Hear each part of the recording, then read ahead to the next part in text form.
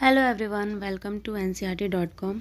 आज हम जानेंगे कि किस तरह आफ्टर 12th आप गवर्नमेंट जॉब की तैयारी कर सकते हैं, जैसे कि SSC, DSSB, RRB, DRDO, SBI या फिर KVS। तो चलिए जानते हैं कौन कौन सा सब्जेक्ट मैटर करते हैं। तो सबसे पहले हम बात करेंगे reasoning, general knowledge, mathematics, English and Hindi.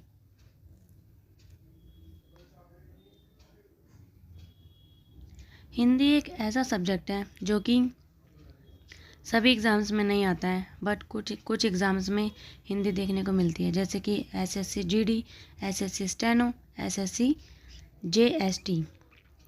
और कुछ एग्ज़ाम्स में हिंदी नहीं आती है, जैसे कि SSC CGL, CHSL और MTS। इन एग्ज़ाम्स में हिंदी नहीं देखने को मिलती है। फिर आते हैं हम सबसे ईजी और मेन सब्जेक्ट में, जो कि है रीजनिंग। रीजनिंग एक ऐसा सब्जेक्ट है जो कि इजी होने के साथ साथ आपको एक अच्छा स्कोर दिला सकता है, जो कि रीजनिंग 3 पार्ट्स में डिवाइड है। एक वर्बल रीजनिंग, दूसरा नॉन वर्बल रीजनिंग और तीसरा है लॉजिकल रीजनिंग। वर्बल रीजनिंग में ये कुछ टॉपिक्स हैं जो कि बहुत ज़्यादा इम्पोर्टेंट है, तो इनको आप देख के पढ़ सकते हैं, या फिर आप रीजनिंग की कोई बुक ले सकते हैं। उसमें पूरे के पूरे सब्जेक्ट सीरीज़ वाइज सारे चैप्टर्स अपलोड होते हैं और उनके MCQs भी उसमें होते हैं।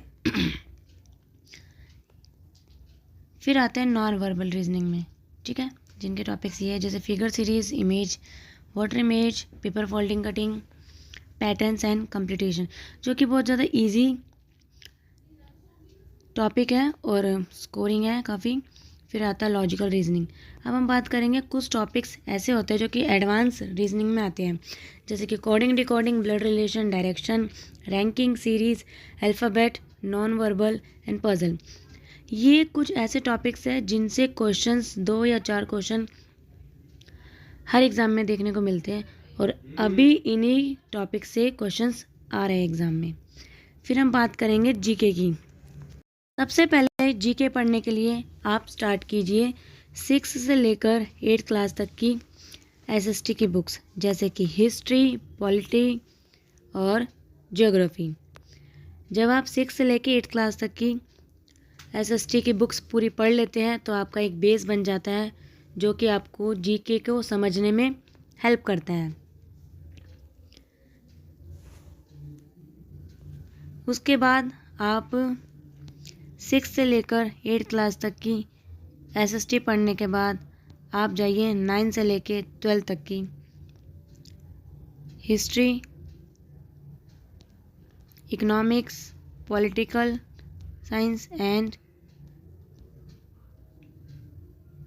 ज्योग्राफी पर, ठीक है। और कभी कभी एग्ज़ाम्स में 1 या 2 क्वेश्चन साइंस के भी देखे जाते हैं, जो कि अगर आप बेसिक साइंस पढ़ लेते हो या फिर आपकी स्कूल में कभी साइंस अच्छी रही होगी तो आप वैसे भी स्कोर कर सकते हो। फिर हम बात करेंगे करंट अफेयर्स की। जीके में करंट अफेयर्स भी पूछे जाते हैं, जैसे कि sports, government policies, days, dance and culture, festivals, books and author. ये कुछ ऐसे टॉपिक्स हैं जिनसे कि 1-1 नंबर के क्वेश्चन पूछे जाते हैं। फिर हम बात करते हैं मैथ्स। कुछ बच्चों के लिए मैथ्स मुश्किल होता है, तो इसमें आप क्या कर सकते हैं, कुछ सिंपल या फिर इजी टॉपिक्स हैं, उनको आप करिए। पूरा मैथ्स आप मत करिए, जैसे कि percentage, simple interest, compound interest, ratio and proportion, average. ये ऐसे टॉपिक्स हैं जो कि इजी होते हैं और जिनको हर कोई कर सकता है। फिर बात करते हैं एडवांस मैथ्स की। एडवांस मैथ्स सिर्फ SSC CGL वाले बच्चों के लिए है, जो कि SSC CGL की तैयारी कर रहे हैं, क्योंकि SSC का जो CGL का लेवल है ना, वो काफ़ी हार्ड आता है। फिर हम बात करेंगे इंग्लिश की।